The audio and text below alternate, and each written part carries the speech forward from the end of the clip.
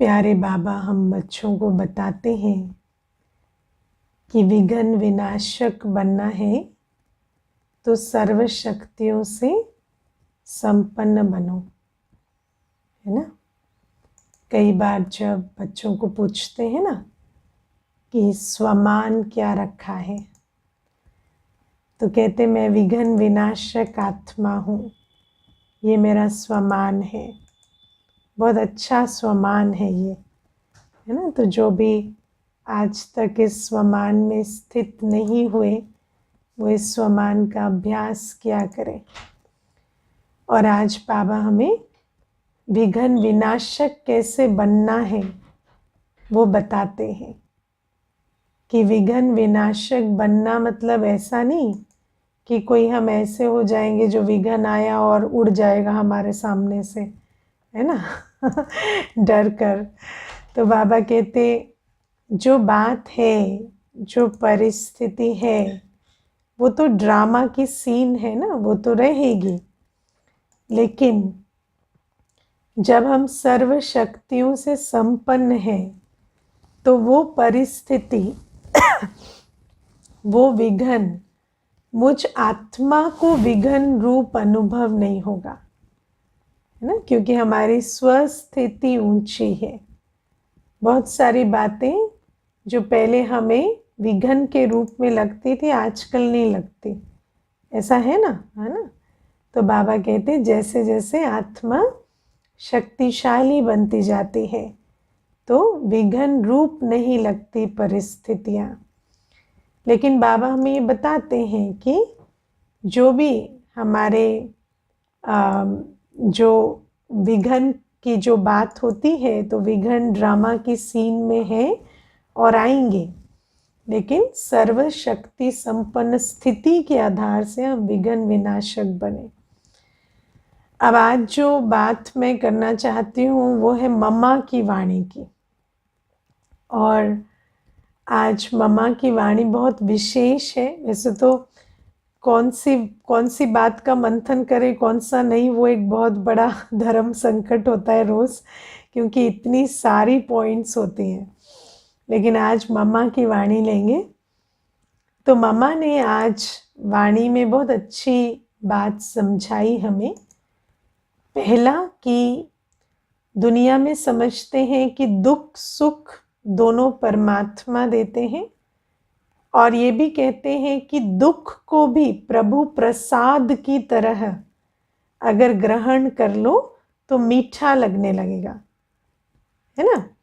लेकिन बाबा कहते हैं कि ऐसा नहीं है कि कोई तुम मुझ पे दोष मत दो कि मैंने दुख दिया है, मेरा प्रसाद ऐसा कड़वा है, और फिर अपनी बड़ाई में रहो कि मैंने ऐसे कड़वे प्रसाद को भी मीठा समझ के ग्रहण कर लिया।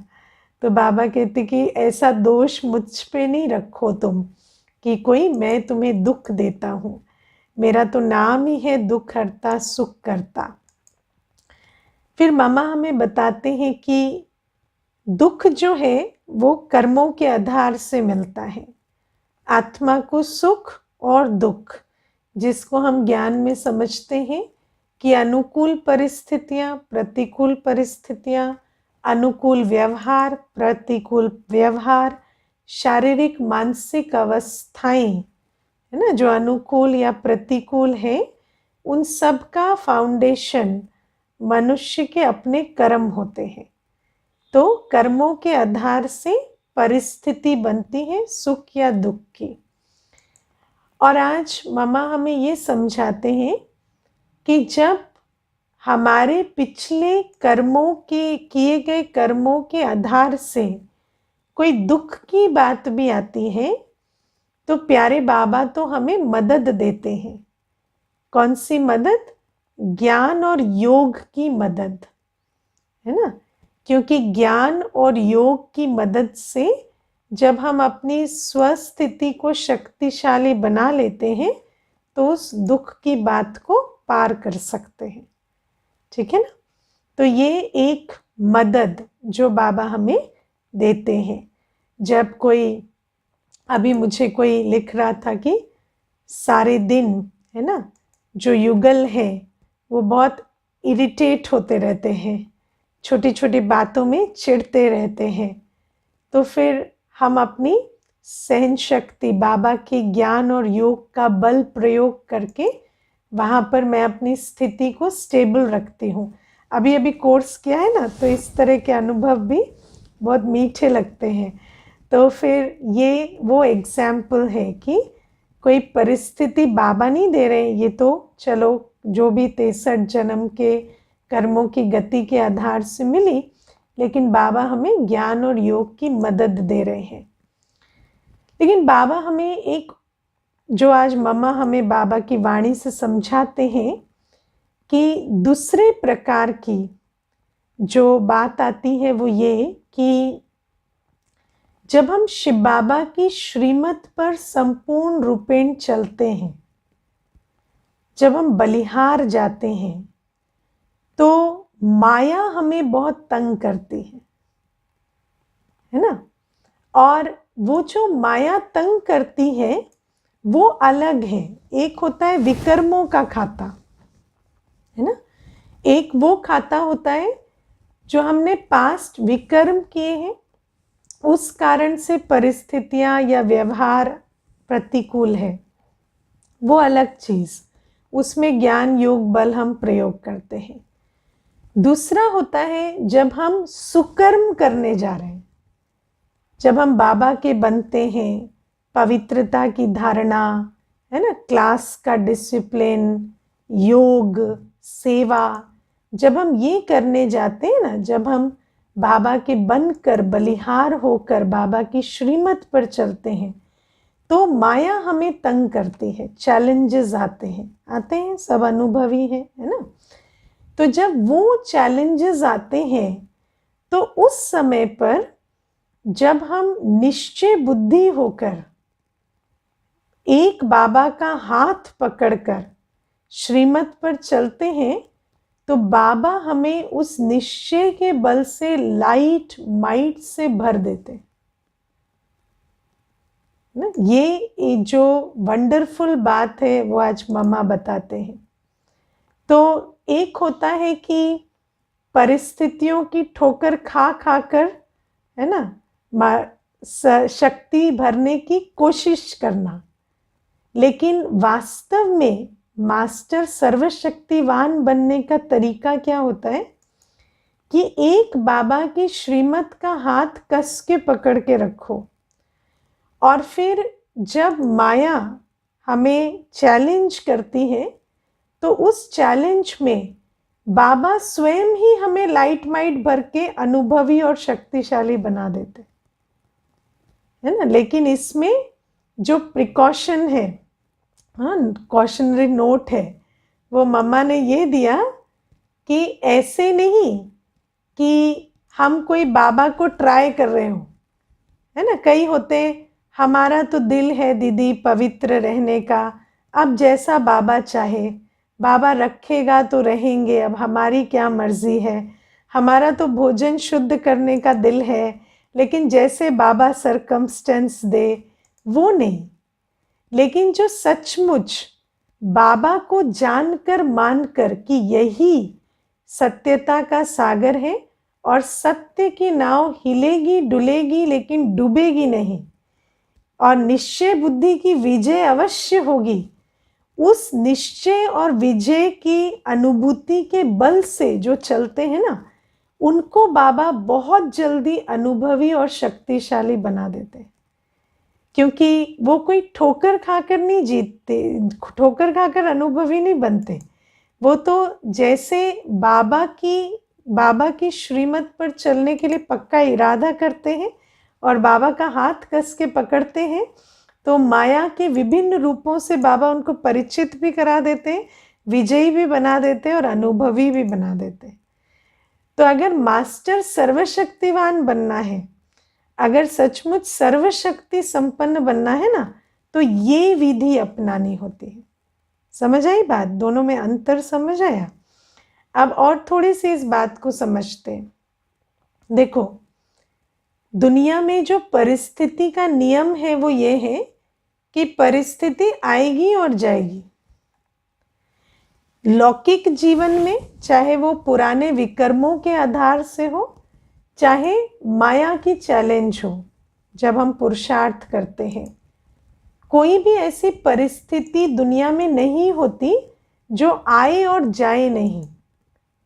परिस्थिति आती है, परिस्थिति जाती है, लेकिन जब हम ज्ञान योग के आधार से लौकिक जीवन में परिस्थिति के आने और जाने के बीच में स्थिति एक रस रखते हैं, तो हमारे अंदर ट्रॉमा नहीं आता, ट्रॉमा क्रिएट नहीं होता, है ना। और अलौकिक जीवन में जब हम निश्चय बुद्धि विजयंती के आधार से चलते हैं ना, तो वही परिस्थिति ट्रॉमा तो क्रिएट कर ही नहीं सकती, क्योंकि यहाँ तो चॉइस होती है ना। ट्रॉमा क्रिएट होने तक तो रहते ही नहीं, है ना, छोड़ देंगे। अगर बहुत चैलेंज होता है तो ट्रॉमा क्रिएट नहीं होने देते, छोड़ देते। लेकिन अगर निश्चय बुद्धि विजयंती की स्थिति है और पकड़ कर रखते हैं बाबा को, तो वहाँ पर बाबा हमें बहुत अनुभवों और शक्तियों से भरपूर कर देते हैं।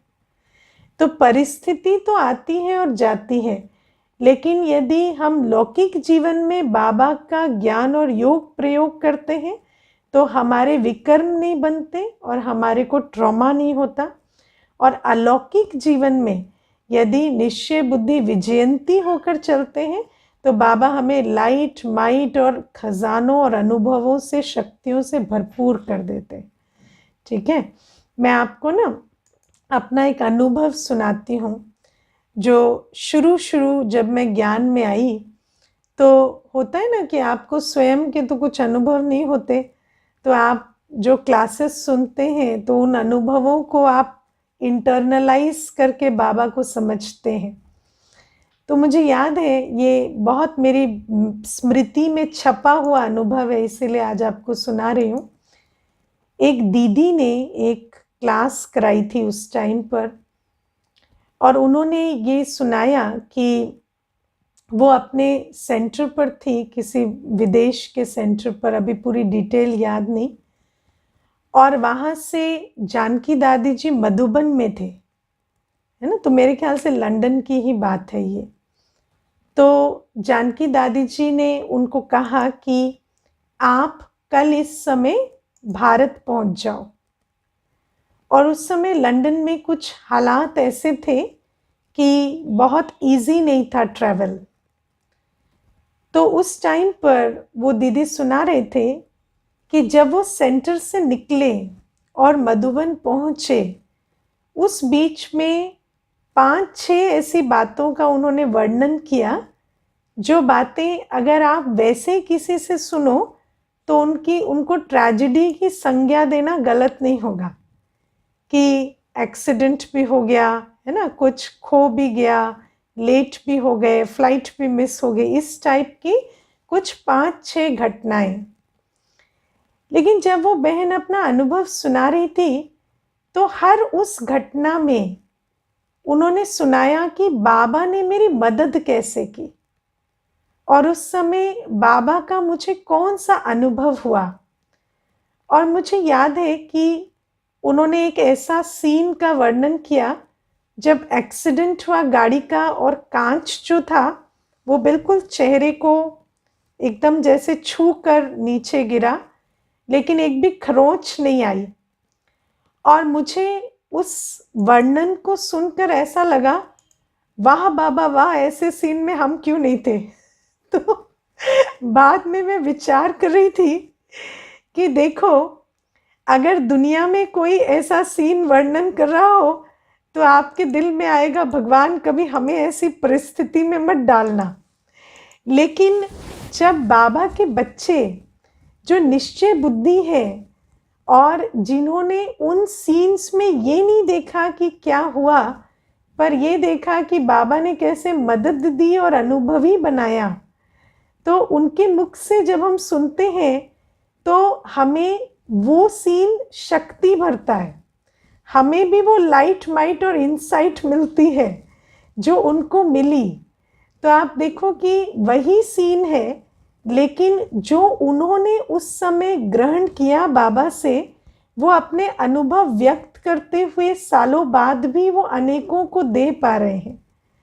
तो बाबा हमें कहते हैं कि दुनिया में देखो, ये भी एक बहुत अच्छी कहावत है कि जब परिस्थितियां अनुकूल होती हैं तो आपको खुशी मिलती है, लेकिन खुशी अल्पकाल की होती है। लेकिन जब परिस्थितियां प्रतिकूल होती हैं तो आपको शक्ति मिलती है, और शक्ति सदाकाल की होती है ना।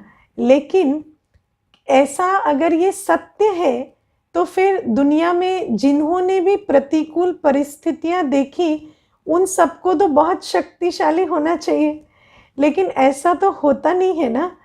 तो प्रतिकूल परिस्थिति आपको ट्रॉमा देगी या शक्ति देगी, वो तो आपकी बाप के साथ कैसा संबंध है उसके ऊपर डिपेंड करता है ना। तो बाबा हमें, और आज खास मम्मा हमें ये बात को हाईलाइट कराते हैं कि जिन बच्चों ने ऐसा निश्चय किया है कि अब आंधी आए तूफान आए जो आए, हम तो बाबा के हो लिए है ना, अब तो और कुछ पीछे हटना नहीं है। तो ऐसे बच्चों को फिर बाबा जो माया के चैलेंजेस आते हैं उसके बीच में इतने सुंदर अनुभव कराते हैं कि वो अनुभव जब अनेकों को सुनाते हैं तो उनके लिए भी वो यादगार बन जाते हैं। तो ये आज मास्टर सर्वशक्तिवान बनने की जो विधि मम्मा ने सुनाई, उसको हम अटेंशन देंगे। और जब हम बाबा की श्रीमत पर चलते हैं, सेवा में रहते हैं, पवित्रता की धारणा में अटल रहते हैं, याद की यात्रा में निरंतर रहते हैं, पढ़ाई कभी हमारी मिस ना हो इसका अटेंशन रखते हैं, तो उस बीच में आने वाले माया के पेपर को जब हम पार करते हैं तो हमारी स्थिति कैसी हो जाती है, विघ्न विनाशक वाली। फिर हम ऐसे हो जाते हैं कि जीवन में कोई भी बात आती है ना, हम कहते हैं इससे तो बहुत बड़ा देखा है, ऐसी कोई बात नहीं है ना, ऐसा भी क्या हो गया, अब उस समय तो ऐसा हुआ था तब भी हम पास हो गए थे, है ना, तो क्या बड़ी बात है। मुझे याद है अभी कुछ समय पहले एक भाई है जिनको कोई ऐसे ज्ञान नहीं है, संपर्क में रहते हैं, तो मुझे मिले एक दिन, तो बोले कि आप लोगों का तो बहुत मुश्किल हो गई होगी जब लॉकडाउन हुआ और कोविड हुआ। तो मैंने उनको कहा कि नहीं, ऐसी तो कोई मुश्किल नहीं हुई। तो बोले नहीं दीदी, सेंटर्स बंद हो गए तो मुश्किल तो हुई ही होगी, हर प्रकार की समस्या आई होगी। बेसिकली तो आर्थिक ही कह रहे थे कि हर प्रकार का चैलेंज आया होगा। तो मैंने उनको कहा नहीं नहीं, हमारी तो सेवाएं और बढ़ गई। उस टाइम पे लॉकडाउन में ऑनलाइन सेवा भी हुई ना, तो ऑनलाइन सेवा के कारण बहुत वृद्धि हुई और हमें तो बहुत अच्छा अवसर मिला, हमें तो पता ही नहीं था ऑनलाइन में इतनी सेवा हो सकती है। तो वो मुझे कहते हैं अच्छा ऑनलाइन भी क्लास चलाने लगे आप लोग। तो मैंने कहा हाँ, हमें तो बाबा ने बहुत अनुभवी बनाया और बहुत शक्ति भरी, है ना। हमारे तो हम पहले 3 या 4 क्लास कराते थे, अब तो 7-8 क्लास भी दिन में कराने का अनुभव हो गया।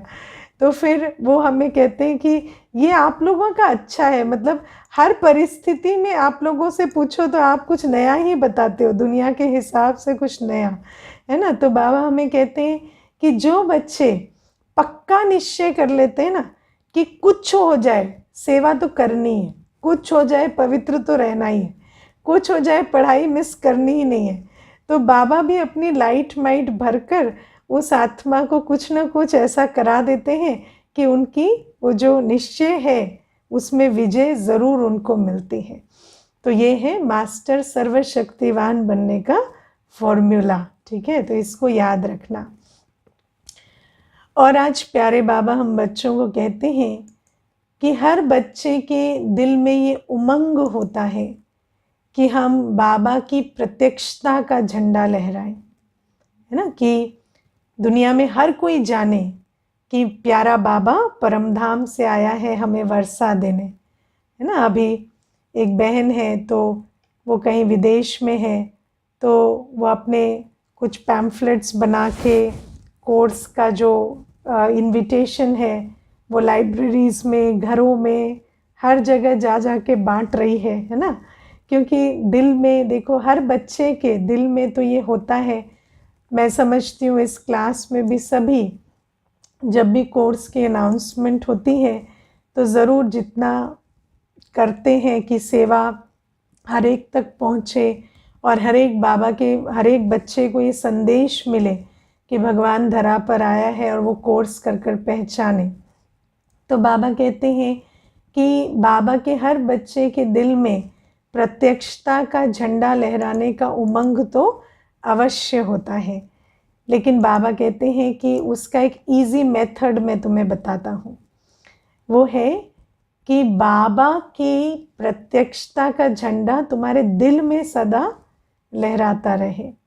और उसका मतलब क्या है कि बाबा हमारे दिल में सदा प्रेजेंट हो, है ना। मेरा बाबा, मीठा बाबा, प्यारा बाबा, इनकी धारणा हमारे दिल में सदा हो। अब जब मेरा बाबा हो, मीठा बाबा, प्यारा बाबा जब ये दिल में होगा तो दिल में कितनी अधिकारीपन की और मिठास की और स्नेह की भावना होगी, है ना। और ऐसा जिस आत्मा के दिल में बाबा बैठा होगा उसको कितनी खुशी होगी। तो बाबा ने कहा ऐसी आत्मा के संकल्प, बोल और कर्म में क्या दिखाई देगा? खुशी ही खुशी, है ना। हर चीज में खुशी दिखाई देगी। और आपको पता है दुनिया में सबसे ज्यादा वैल्यूएबल किसको समझते हैं लोग आज? खुशी को, है ना। मैं आपको कई बार सुनाती हूँ ये बात और मुझे ये बात बहुत अच्छी लगती है कि जब मैं ज्ञान में शुरू में आई तो मुझे कोई कोर्स करने आए थे, मैं तब क्लास कराती थी। तो मुझे उन्होंने पूछा आप खुश रहते हैं? तो मैंने कहा हाँ। तो मुझे कहते हैं आप सदा खुश रहते हैं, हमेशा खुश? तो मैंने कहा नहीं, क्योंकि सदा खुश तो तब नहीं रहते थे। तो कहते हैं कभी कभी तो हम भी रहते हैं, फिर आपको भगवान मिला तो ऐसा क्या हो गया? तो उस दिन मुझे ये पहली बार पता चला कि खुश होना बड़ी बात नहीं है, लेकिन सदा खुश होना बहुत बड़ी चीज़ है। और अगर आप किसी को देखो, किसी को कहने की तो बात नहीं होती है, लेकिन अगर कोई आपके संबंध संपर्क में ये देख ले कि इनके हर संकल्प में, बोल में, कर्म में सदा खुशी खुशी रहती है, तो फिर उनको आपको कहना नहीं पड़ेगा कि भगवान धरा पर आया है। वो ऑटोमेटिक आपको देखकर ही जान जाएंगे। इनफैक्ट वही आपको आके पूछ लेंगे कि आपको ऐसा क्या मिला है जो इतनी खुशी रहती है। तो बाबा कहते हैं जिन बच्चों की दिल में सदा बाबा की प्रत्यक्षता का झंडा लहरता है ना, कि मेरा बाबा आ गया है, मुझे भगवान मिला है, तो उनके चेहरे की, चलन की खुशी से अनेक आत्माओं को बाबा का परिचय वैसे ही मिल जाता है ना। तो इतना हमें शोर मचाने की, है ना, और बताने की आवश्यकता भी नहीं पड़ेगी। ये छोटी सी सेवा से ही अनेकों को मालूम पड़ जाएगा। लेकिन इसका मतलब ये नहीं है पैम्फलेट मत बांटना, है ना, क्योंकि पता चला ये भी नहीं हो रहा है, वो भी नहीं हो रहा है, क्योंकि दीदी ने कहा था अभी खुशी से ही सेवा करना, है ना। तो खुश होके पैम्फलेट भी दो, खुश होके मैसेज भी फॉरवर्ड करो, इनविटेशन भी दो, लेकिन खुशी के एडिशन ज़रूर करो, है ना। क्योंकि जो हमारे ट्रेडिशनल मेथड्स हैं वो तो हम अपनाते ही हैं, लेकिन बाबा हमें कहते हैं कि सचमुच जो खुशी के एडिशन है वो करने से जैसे हमारी बात की ऑथेंटिसिटी हो जाती है ना। आप किसी को कहते भी हैं तो वो मानते हैं कि हाँ सचमुच ये प्राप्ति स्वरूप आत्मा है जो कह रही है कि प्राप्ति कराने वाला बाबा आया है। तो ये आज बाबा कहते हैं। और प्यारे बाबा आज हम बच्चों को कहते हैं कि दुनिया में सभी मुझे उलहना देते हैं, है ना। आप देखो आज आप किसी भी मनुष्य से बात करो, कुछ देर की बात के बाद वो यही कहता है क्या भगवान देख नहीं रहा है कि दुनिया में क्या हो रहा है, या क्यों हमारे लिए भगवान आते नहीं, या इस तरह की परिस्थितियों में भी भगवान क्यों हमारे को दुख से सुख में नहीं लेकर जाते।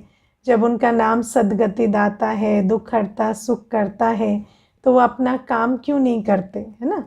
तो दुनिया में लोग भगवान को अपनी ड्यूटी याद दिलाने से कभी चूकते नहीं, है ना। लेकिन आज मुझे मुरली सुनकर बहुत हंसी आ रही थी कि आज बाबा भी जवाब दे रहे हैं है ना। और बाबा कहते कि मैं तो, तुम मुझे पुकारते हो, है ना, दुनिया में सब पुकारते हैं भगवान को, लेकिन लव नहीं रखते, है ना। आजकल मनुष्य कैसा हो गया है कि जहाँ अधिकार जताने की बात आएगी, जहाँ डिमांड करने की बात आएगी, तो वहाँ पर डिमांड तो पूरा करते हैं, लेकिन जब सामने वाला उसके लिए आपको कोई डायरेक्शन देता है तो उसको हम एक्सेप्ट नहीं करते, क्योंकि लव नहीं है ना। तो बाबा हमें आज कहते हैं कि तुम मेरी बात क्यों नहीं मानते हो है ना। तो बाबा हमें कहते हैं कि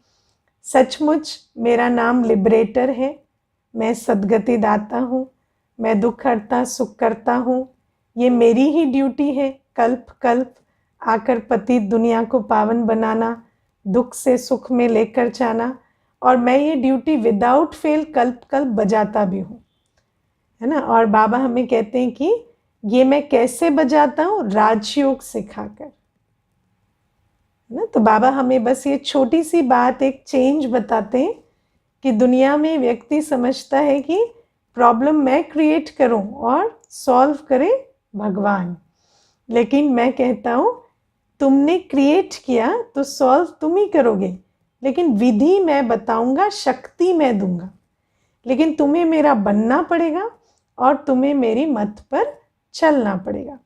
और मत क्या देते हैं बाबा कि पावन बनो, है ना। तो बाबा कहते पावन तो बनना पड़ेगा। बाबा कहते विकारों को क्यों नहीं छोड़ते हो जब मैं कह रहा हूँ। और बाबा कहते सन्यासी तक भी विकारों को छोड़ते हैं, क्योंकि कहीं ना कहीं उनको समझ आया है कि विकार ही कारण है समस्याओं का। लेकिन बाबा कहते हैं अगर विकारों को नहीं छोड़ेंगे तो मैं फिर तुम्हें कैसे बचा सकता हूँ, दुख से सुख में कैसे ले जा सकता हूँ। और हम बच्चे जो बाबा को पहचानते हैं, श्रीमत पर चलते हैं, तो बाबा कहते मैं तुम्हें वर्षे का अधिकारी बना रहा हूँ। लेकिन हमारे लिए भी बाबा हमें एक वार्निंग देते हैं, खबरदारी। क्या खबरदारी? माया से खबरदार रहो, क्योंकि माया क्या करती है, एकदम से, है ना, कल तक नंबर 1 में था और आज दिखाई नहीं दे रहा, फ़ोन भी नहीं उठा रहा, रिस्पॉन्ड भी नहीं कर रहा, है ना। ऐसे माया बिल्कुल बच्चे को मुर्दा कर देती है। तो बाबा कहते हैं माया से खबरदारी रखो। अब आज हम थोड़ा समझेंगे माया से खबरदारी कैसे रखनी है ना। तो माया मतलब इल्यूजन। माया क्या करती है? माया बहुत छलती है ना। और माया के केस में सबसे इंपॉर्टेंट होती है परख शक्ति, माया को पहचानना। माया से हम परास्त क्यों होते हैं? क्योंकि हम माया को पहचानते नहीं कई बार, है ना। माया को पहचानते नहीं, इसलिए परास्त होते हैं। और माया को परखने के लिए हमें क्या चाहिए? बुद्धि। इसीलिए अपनी बुद्धि को सदा दिव्य बुद्धि बनाकर रखना, अपनी बुद्धि को मैला ना होने देना, ये है माया से खबरदारी रखने का तरीका। अब मैं आपको एक छोटी सी बात बताती हूँ जो बाबा ने एक अव्यक्त मुरली में बताई है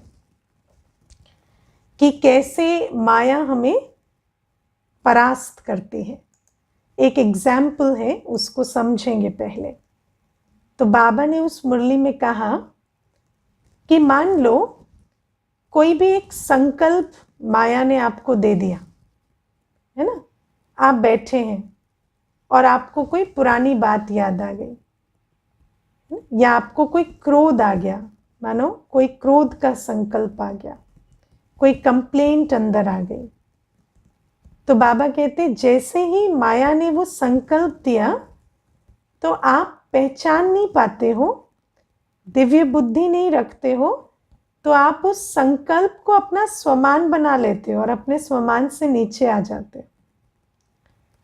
जैसे एक क्रोध का संकल्प आया, नेक्स्ट संकल्प आप क्या लेते हो? मैं क्रोधी हूं। मुझे क्रोध कैसे आ गया, ऐसे कैसे हो गया? मेरा तो आज अमृत वेला भी अच्छा हुआ था, मुरली भी सुनी थी, आजकल तो भोजन भी शुद्ध है, फिर ये संकल्प कैसे आ गया? मेरे अंदर तो परिवर्तन ही नहीं आ रहा, पता नहीं मेरा कुछ होगा भी या नहीं। और एकदम से सीट से नीचे आ जाते। तो बाबा हमें कहते हैं, एक संकल्प माया ने दिया और तुम तो जैसे तैयार बैठे थे अपने स्वमान से नीचे आके बैठने के लिए,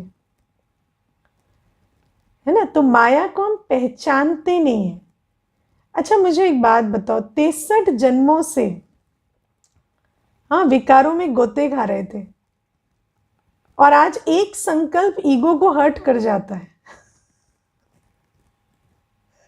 ईगो है ना ये, है ना। तो बाबा कहते हैं, तुम जैसे बाबा ने हमें इतने विकर्मों के बाद आकर क्या किया, कहा मेरे मीठे बच्चे। तो अगर एक संकल्प आ भी गया तो उसके बाद अपने आप को स्वमान में स्थित करो, मैं शांत आत्मा हूं, शांति के सागर की संतान हूं। एक संकल्प आ गया, उसको हटाओ। तो बाबा कहते हैं, इस प्रकार से हम माया को कई बार पहचानते नहीं। माया का रूप छोटा होता है और हम उसको स्वयं ही अपने संकल्पों से बड़ा कर देते। ये एक एग्जाम्पल दिया। तो बाबा कहते बुद्धि को बहुत अच्छी स्थिति में रखना पड़ेगा, स्वमान से भरपूर, बाबा की याद से भरपूर। और उसके लिए ये जो बुद्धि जिस चीज से प्रभावित होती है ना, बुद्धि किस किस चीज से प्रभावित होती है, हम किसको याद कर रहे हैं, हमारी इंद्रियों से क्या जा रहा है अंदर, जो हम देख रहे हैं, जो हम सुन रहे हैं, जो हम खा रहे हैं, संग दोष, अन्न दोष, ये सब बुद्धि को विकृत करता है। तो बाबा कहते हैं, जब तुम्हें खबरदार रहने को कहा जाता है तो तुम अपनी संभाल करो, ना संग दोष में आओ, ना अन्न दोष में आओ, ना कुछ ऐसा देखना है, सुनना है जो मनुष्य मत पर आधारित है, ना ही देहधारी को याद करना है। आप कभी देखते हो दुनिया में जो मनुष्यों की रचना है, कोई डॉक्यूमेंट्री है, कोई न्यूज़ है, जैसे ही आप उसको देखते हो आपको ड्रामा भूल जाता है, आपको आत्मा का ज्ञान भूल जाता है, आपको हर एक का पार्ट अलग है भूल जाता है। आपको यही याद रहता है ये गलत है, वो सही है, ये पाप कर रहे हैं, वो विक्टिम है, वो ऐसा कर रहे हैं, उनके ऊपर अत्याचार हो रहा है। तो बाबा हमें कहते हैं, जो संग दोष है, मनुष्य मत का संग, मनुष्य मत से बनी रचना का संग, दुनिया की न्यूज़, दुनिया का समाचार नहीं सुनना है। जो बाबा हमें सत्य समाचार सुनाते हैं ना, उसी को बुद्धि में बार बार उगारना है। आज बाबा ने कहा ना, मैं तुम्हें सत्य समाचार सुनाता हूँ। तो दुनिया का समाचार हमें सुनना देखना नहीं है, उन बातों को हमें बुद्धि में नहीं उगारना है, ना ही हमें कोई ऐसा अशुद्ध भोजन खाना है। और हमें अपनी बुद्धि में बहुत क्लैरिटी रखनी है अपने पूरे 84 जन्मों की। जो भी विकार है वो अंदर है, लेकिन अब उनसे ऊपर उठना है। अब स्वमान के बल से, बाबा की याद के बल से ऊपर उठना है। और बाबा आज हमें कहते हैं कि मैं तुम्हें अपने मददगार बच्चों के रूप में देखता हूँ, है ना। तो बाबा कहते हैं, तुम खबरदार रहो माया से, क्योंकि तुम्हारा जीना, तुम्हारा लायक बनना बहुत आवश्यक है। आप सोचो, बाबा एक एक बच्चे पर कितना इन्वेस्टमेंट करते हैं, कितनी पालना, कितनी पढ़ाई एक एक बच्चे की कराते हैं। क्यों कराते हैं? ताकि वो बच्चा धीरे धीरे राइट हैंड बने और वो बच्चा ईश्वरीय कार्य को आगे बढ़ाए, लायक बन, अनेकों को लायक बनाए, योगी सहयोगी बने। लेकिन अगर वो बच्चा इतनी पालना लेकर अपनी लापरवाही से मर जाए है ना, ईश्वरीय जन्म से खत्म हो जाए, खबरदारी ना रखे, अटेंशन ना रखे, तो फिर बाबा ऐसे बच्चे को उलहना देते हैं, है ना, कि तुम्हें इतनी पालना दी और तुमने इतना भी अपना ध्यान नहीं रखा। तो अपनी बुद्धि को स्वच्छ रखना, अपनी बुद्धि को दिव्य रखना, अपनी बुद्धि को ऐसा बनाना कि हम माया के वार से बच सके, पहचान कर, है ना, ना आकर्षण में फंसे ना विकर्षण में फंसे। ऐसे हम बने कि हम बाबा को सदा याद रख, श्रीमत पर चलते रहें। ऐसे जो बच्चे बनते हैं, बाबा कहते वही लायक बन कल मेरे मददगार बनते हैं। और ऐसे बच्चों की बाबा को बहुत आवश्यकता है। बाबा को राइट हैंड बच्चे चाहिए। दुनिया में प्रजा बहुत बनेगी, लेकिन उन प्रजा को बनाने के लिए, पालना करने के लिए बहुत कम राजा चाहिए है ना। तो वो राजा बनने वाले भी तो चाहिए ना, जो इतनों की पालना करे और इतनी संभाल करे। तो बाबा कहते हैं मैं ऐसे राइट हैंड बच्चों की खोज में रहता हूँ। और बाबा आज हमें कहते हैं कि दुनिया में सन्यास धर्म तक में भी, है ना, ये नहीं समझते कि कोई ऐसी दुनिया थी जहाँ सदा सुख था।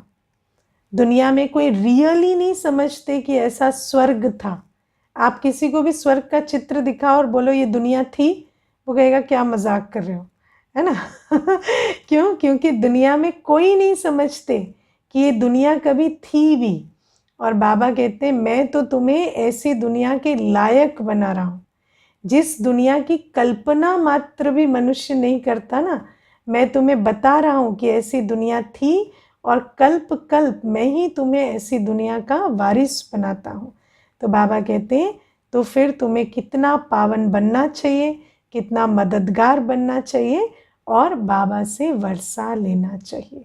ओके।